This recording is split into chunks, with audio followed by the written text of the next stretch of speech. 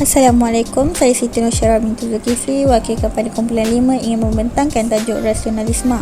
Dan ini adalah ahli kumpulan saya iaitu saya sendiri dan Nurul Syazana, Nur Amira dan Adiba. Untuk isi yang pertama, saya pas kepada Nurul Syazana. Assalamualaikum, saya Nurul Syazana binti Saifuddin. Saya akan membentangkan terlebih dahulu apa itu maksud rasionalisme.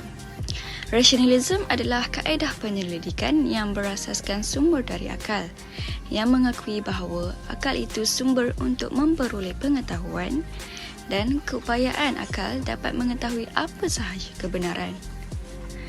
Asal-usul perkataan rasionalisme ini diambil dari perkataan bahasa Inggeris iaitu rationalism dan perkataan ratio yang berasal dari bahasa Latin yang membawa maksud unsur fikiran logik menggunakan akal.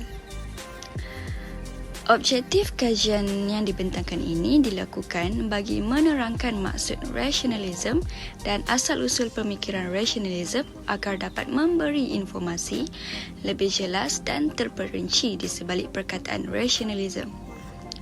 Selain itu, kajian ini dapat dijadikan rujukan untuk memahami konsep rasionalisme dan ideologi isu rasionalisme yang melibatkan Barat. Tambahan pula, kajian ini memberi pengajaran kepada umat Islam betapa pentingnya mengetahui isu yang berkait dengan agama untuk menghindarkan diri dari pengaruh negatif. Kesan rasionalisme terhadap manusia banyak memberi impak positif, khususnya dalam agama, pendidikan dan masyarakat.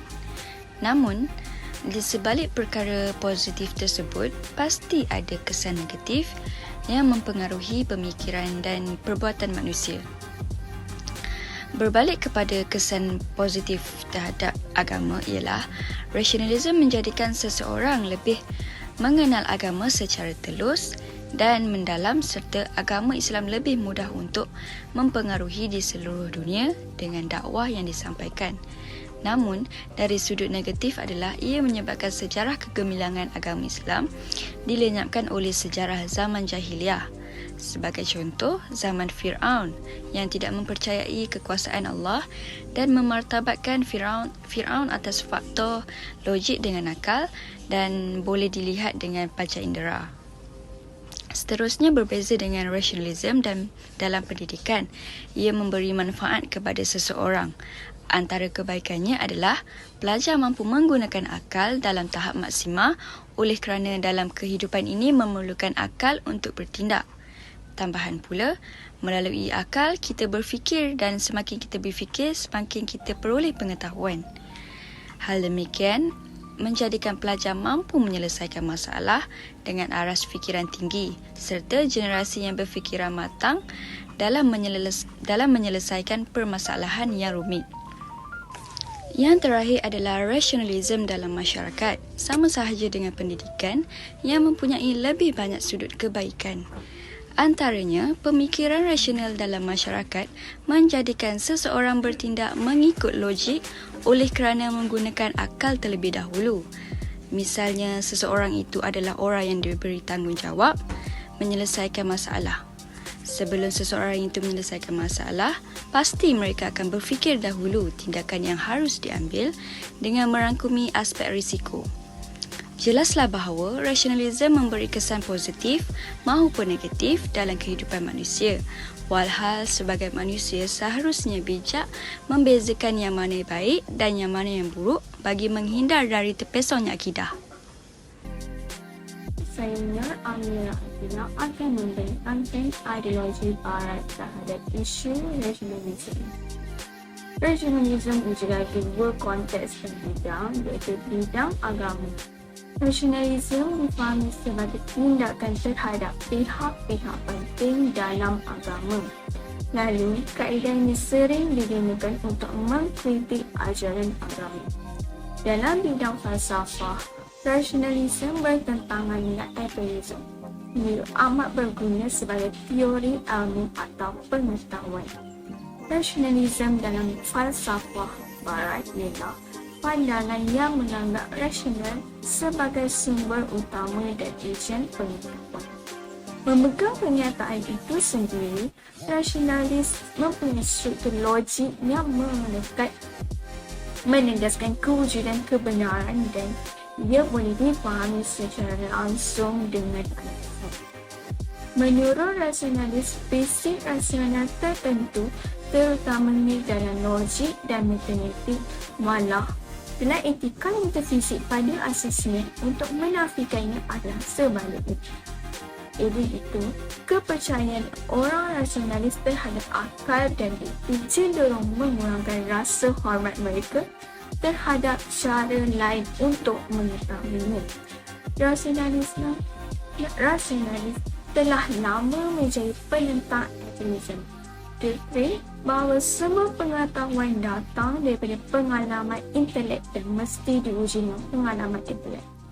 Bertentangan dengan doktrin ini, rasionalis dibenarkan sebagai fakulti yang memberi dan memahami kebenaran di luar persepsi akal, sama ada eksplisit atau universal.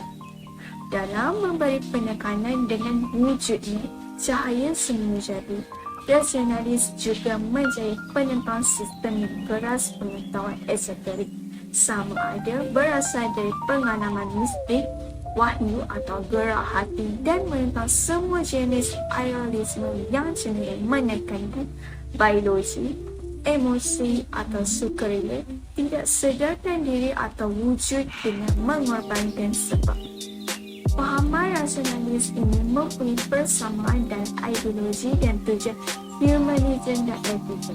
Dalam arti kata lain, mereka bertujuan untuk menyediakan cara yang umum untuk perbincangan yang berkaitan dengan isu sosial dan falsafah luaran kepercayaan agama atau gerakan. Walaupun begitu, terdapat perbezaan yang mana antara dua bentuk tersebut. Humanisme berpusat pada masyarakat manusia dan kejayaannya. Rasionalisme tidak dakwaan bahawa manusia lebih penting daripada haiwan atau unsur semula jadi. Yang lain, ada rasionalisme sangat menentang falsafah humanisme antroposentrik. Bagi etis, ia adalah keadaan tidak percaya kewujudan Tuhan atau roh. Rasionalisme tidak membuat sebarang kenyataan mengakui kewujudan dewa-dewa walaupun tidak menolak semua kepercayaan yang adil berdasarkan iman.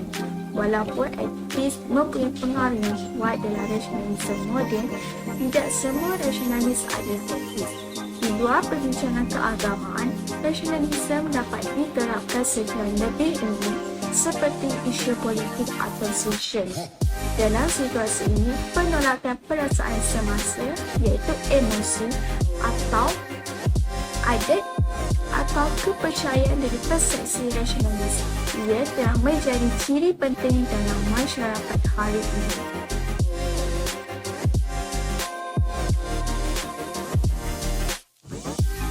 Rasionalisme menurut Islam, rasionalisme ialah fahaman bahawa akal adalah alat untuk mencari dan mengukur pengetahuan.